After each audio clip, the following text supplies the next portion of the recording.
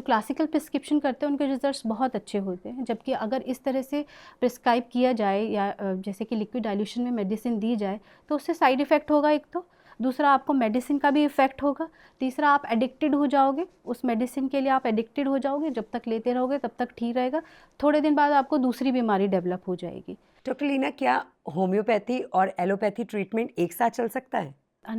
ये जो 2 mode of treatment है, एलोपैथी एंड होम्योपैथी, दोनों के अपने तरीके हैं ट्रीटमेंट के, और मेडिसिन भी अलग अलग तरह की होती है दोनों में। बट जब हमारे पास पेशेंट आते हैं जो कि क्रॉनिकली किसी बीमारी से परेशान है और काफ़ी लंबे समय से कोई एलोपैथिक मेडिसिन ले रहे होते हैं, जैसे कि थायराइड की हो गई या फिर शुगर के जो पेशेंट आते हैं वो काफ़ी लंबे समय से एलोपैथिक मेडिसिन ले रहे होते हैं, जब वो उससे परेशान हो जाते हैं, जब थक जाते हैं तो वो होम्योपैथी में आते हैं और इस उम्मीद के साथ आते हैं कि उनका जो अभी तक जो मैनेजमेंट चल रहा था उसको क्योर मिलेगा, उनकी बीमारी ठीक हो जाए। देखिए, अगर बीमारी क्रॉनिक है तो उसमें टाइम भी लगेगा।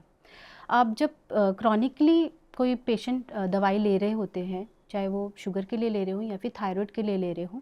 तो उस कंडीशन में एकदम से उसकी मेडिसिन को बंद कराना सही नहीं रहता पेशेंट के लिए, बिकॉज़ मेडिसिन जब ले रहे होते हैं हमारी बॉडी जो होती है उसके असर में रहती है काफ़ी लंबे समय से, वो एक बॉडी का एक पार्ट जैसे बन जाते हैं, बॉडी जो है उसके लिए अडेप्ट कर चुकी होती है। जब इनिशियली हमारे पास पेशेंट आते हैं और वो 14-15 साल से इस तरह से मेडिसिन ले रहे होते हैं, अदर कन्वेंशनल मेडिसिन ले रहे होते हैं,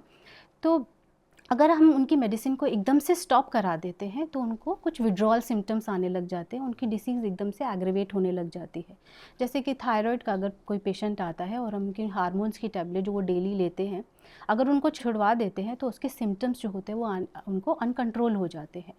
तो इनिशियली हम उनको बना के रखते हैं, एलोपैथिक की मेडिसिन जो है होम्योपैथी के साथ लेनी होती है, पर धीरे धीरे जब वो होम्योपैथिक मेडिसिन पर आ जाते हैं, उनकी बॉडी की इम्यूनिटी बढ़ जाती है, ससेप्टिबिलिटी बढ़ जाती है, काफ़ी सारे सिम्टम जो है उनके धीरे धीरे जब कम होने लग जाते हैं, तो उनकी जो एलोपैथिक मेडिसिन होते हैं उनको हम टेपर डाउन करते हैं। टेपर डाउन में जैसे कि अगर वो डेली ले रहे होते हैं तो अल्टरनेटिव डेज पे कर देते हैं या फिर उसकी डोजेज जो है उसको कम कर दिया जाता है, जिससे पेशेंट को भी एज सच ऐसा नहीं लगता कि उनको बहुत ज़्यादा सिम्टम्स एग्रेवेट हो रहे हैं। जब धीरे धीरे मेडिसिन छुड़वाते हैं और होम्योपैथिक मेडिसिन पे आने के बाद उनको अच्छा लगने लग जाता है। वरना दोनों ही जो मेडिसिन्स हैं दे आर डिफरेंट मेडिसिन्स। अगर